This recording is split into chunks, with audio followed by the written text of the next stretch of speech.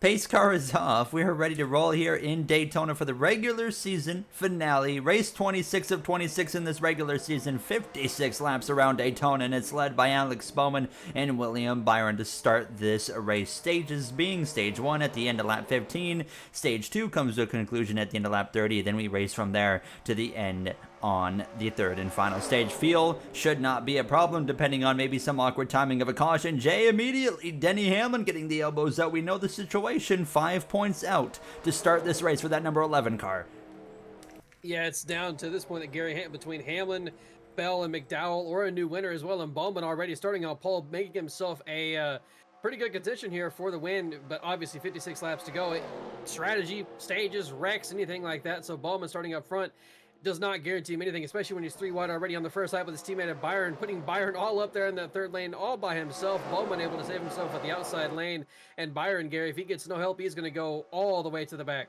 Hamlin leads lap 1. Of course, he's fighting with his teammate of Christopher Bell to be the last driver in the playoffs. McDowell, who's been in the playoffs all year, well, he comes into this weekend out by 17 points after a rough Watkins Glen, similar to real life for that number 34 car. Obviously, he's won in to the playoffs in IRL. But as well, Jay, this conversation about Hamlin and Bell could all be completely pointless if we see something we have seen many times this season, and that is a surprise new winner. And, well, there's no better place to do that than Daytona. I know this 11 car is showing he is super strong. You'd think that he would easily get caught by those guys behind him, but every time they make a run, he just pulls right back out front once again. I have to say, that 11 right now looks extraordinarily fast, and then, of course, Alex Bowman right there behind him. So, looking at the drivers just up here currently in the top 10 area that need a win, the 48 of Bowman, the 45 Rocket League machine of Tyler Reddick. Before, we've seen clean Talladega races before. I think the only time we've ever really seen a crash or multiple crashes in Daytona was our first Daytona 500. Yes. Last year, of course, there was a wreck right at the end, but we really have not had a Daytona race filled with a bunch of crashes. You think back to the first 500, there was a car flipping, I think, within the first few laps. I think it was a 16 or something like that. Yes. They went flipping first couple of laps. You would think, oh boy, Daytona is going to be exciting every time we come. And ever since then, Gary, every single race has just been, for lack of a better term, boring. Objective, but Hamlin gets cleared. The 12's momentum's gone. He has no help in the middle. That's a huge break for Hamlin, who was looking like maybe he was going to lose the lead. Now Larson will get a bit of a short end of the stick. But Jay, the 3 guys that are the closest on points, they're about to be 1, 2, 3 here, as you got Hamlin, Bell, McDowell on the inside. I mean, you can't even script things better than this. Of course, imagine if this was the scenario when we were coming to the end of this race. They're coming to the line. Well, Bell making movies right up on the back of Hamlin. Every point matters, and especially tonight, if we don't see a new winner outside of these 2 drivers. Here we go to the line. Bell not even going to make a move. Denny Hamlin will win stage 1. He cuts the gap to 4 points below the cut line. You see the rest of the top 10. Chase Elliott gets 3 points. So you might notice 2 packs currently as we get back going. That's just a little bit of a dank effect from the mod, as we hope they will maybe try to catch up. If not, no, they will. Oh, this could get spicy here, Jay. This is Kyle Busch. They actually slow up though, so you know what? It turns out okay. We continue. They're going with it. They're just going with the flow. It works. The inside as well actually prevails for once on a restart, so we take those now. And Jay, if that was Chris Buescher's opportunity to get up front, he's another one that's in a must-win scenario. But look in the back here, it's a bit of a wasp nest. They're gonna hurt themselves being 3 wide like this. We all know that 3 wide is super slow compared to 2 wide here at Daytona, so they need to try and get this settled out if they want to not lose connection to the pack in front of them. Obviously not in danger of that yet, but they will be if they stay 3 wide for any longer. Christopher Bell to the lead for a moment anyways, because look at Hamlin with a charge back up on the high side. Here comes Kyle Busch on the inside, 3 wide. He goes to the inside of Stenhouse, but Stenhouse in the middle by himself. McDowell, Larson up on the high side. Hamlin trying to side draft the crap out of Christopher Bell, but it's not working to this point. Back down the first straightaway once again. We might have a new leader for the first time at Daytona. It is extremely calm now in this pack. I mean, there's only one bit of 3 wide. That's Stenhouse in the middle between the 54 and the 8 now as they cross the stripe. So 5 to go in this stage as we go down into 1. And you got, of course, looking at just right now some drivers up here in the mix that need to win. The 23, the 45. It kind of looks like a current era next gen race at a play track. It's not the greatest. It's just 2x2 the whole time. 2x2, the moment you go 3 wide, the person 3 wide, whether they're in the middle or the outside, just immediately gets sucked back. You can't make a big run happen. And genuinely, like I said, it is a parking lot. There is no passing to be done.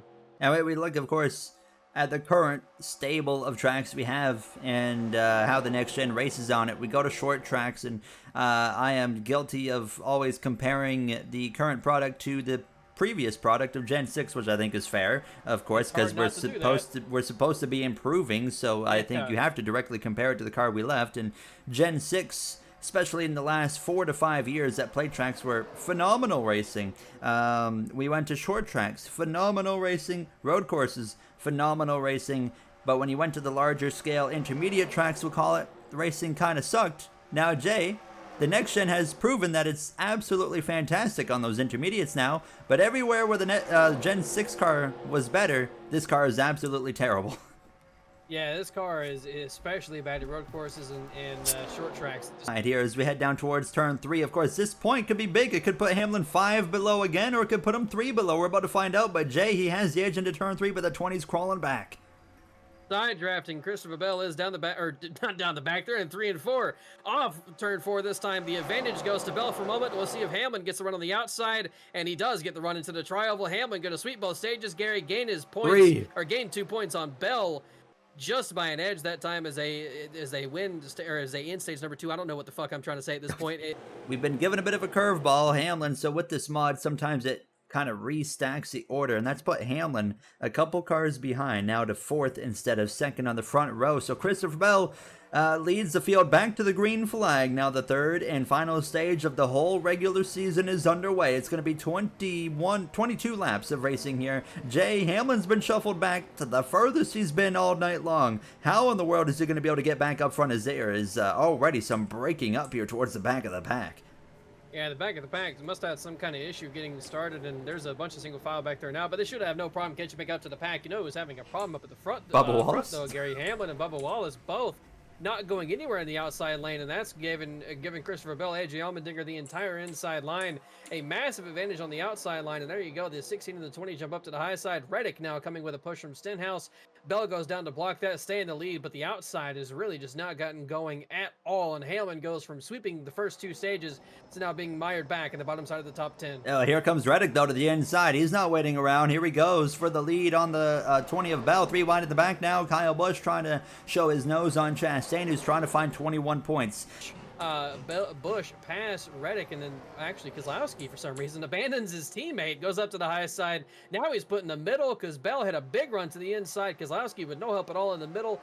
Stenhouse moves down with him. These guys are shuffling positions everywhere, Gary. Clearly, we're in the 3rd stage now. The aggression is heating up big time, and look who has gone farther back in the pack. The 11 of Hamlin still losing spots back there behind his teammate, or his driver. Hamlin's in the first 2 years of us doing this, 3-4 wins usually by this point, to this season winless and about to miss the playoffs, depending on what happens between him and this 20 car in these closing about 17 laps of racing. Yeah, right now missing it due to the fact that Christopher Buescher is in the lead of this race, but also could miss it just based on the fact that he's behind Bell right now. Still time to work his way forward as we start to see more 3 wide than we've seen all night long. Yeah, this is the most 3 wide we've seen up at the front, and they are really making that 3 wide work now. And Kyle Larson might be making a 3 wide for the lead in just a moment. He looks for a moment, doesn't really have the momentum, there. And then as soon as I say that, he has the momentum, gets there, gets to the inside of Bell and Buescher as well. There's no help to the middle lane at all. The top line, the low line have the help. McDowell trying to search for a place to go. McDowell needs to win this race, Gary. 17 points coming into this race, has not really put a gap into that at all. He's starting to run out of time pretty quick here now, and of course those laps are just going to keep on winding down, and he needs to find a way out of that 3rd lane. Yeah, the only way for Hamlin to move forward is to get down to the inside, and you can see Chase Elliott's done that. I was just watching the progress of the 9 car the last couple of laps. He got himself to the inside, is now making his way forward the smallest bit. So Hamlin got to do that as well, Gary. He's not going anywhere in that 3rd lane. He has just been stuck there, not able to go anywhere. And right now, they're going to go 3 wide for 2nd once again. That's a big time run on the outside for Buescher with no help even. That right there. Chris Buescher going for the lead again, side by side. He's got no help. He's got no chance. I don't know. That A car is kind of coming up quick to the back bumper. He might. Let's see. Actually, I think Larson is barely clear into turn 3, but Buescher gets back to the inside, and now Jay, he has the help. He might make this happen.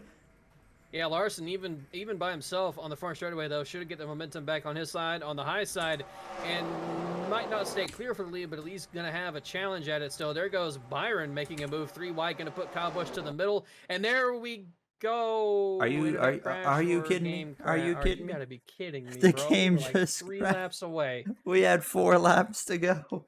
Bell was literally getting shuffled out to the third lane as the game crashed. It was about to get extremely interesting. We got the finishing or the running order somewhat similar. We got Buescher back up here. Hamlin's got a bunch of work to make up over Bell. 3 points still the difference here. Jay, right now it's going to be Kyle Busch getting the edge down into turn number 1. Look at that third lane on the top. It's Bell now up there again, so it kind of works out. He was going to when the game crashed, and now he's up there anyways. It's Truex, Busch, Chastain. The 21-point difference not made up right now as Elliott's on the inside, only a handful of cars behind Chastain. Jay, that 20's still stuck 3 wide on the outside, and look who's only a few rows behind him on the inside. It's Denny Hamlin. Hamlin making his way forward, Bell making his way backward. This is not what the 20 car wants at all, especially up at the front, Gary. Reddick has moved into second place right behind Logano now. The 17 falling back. He's up on the high side. He's almost out of contention. Suarez moved himself up into the third lane. He can Buescher. Actually, Buescher cannot. Buescher's still side by side with Ty Gibbs, but this may have just saved Bell, Gary. We know well, this might not really go anywhere. It's win 3 wide, and Reddick up here for the lead, getting a push from Harvick. All of a sudden, this could change everything for Bell if Reddick goes to the lead, Gary. With both of the Joe Gibbs guys might end up missing it for another Toyota. Reddick to the lead, and you look around. Who needs a win that's behind this 45? You got to go all the way back to that 47 of Senos. In 3 laps, it could be a bit difficult, but Reddick might throw it away. Don't do that, Reddick, if you want to win. He's going to try and cover him off into the tri-oval. Harvick the second, Elliott in third is in perfect position to lock up this regular season championship. There he goes again. Jay up to the outside. This is not what you want to do.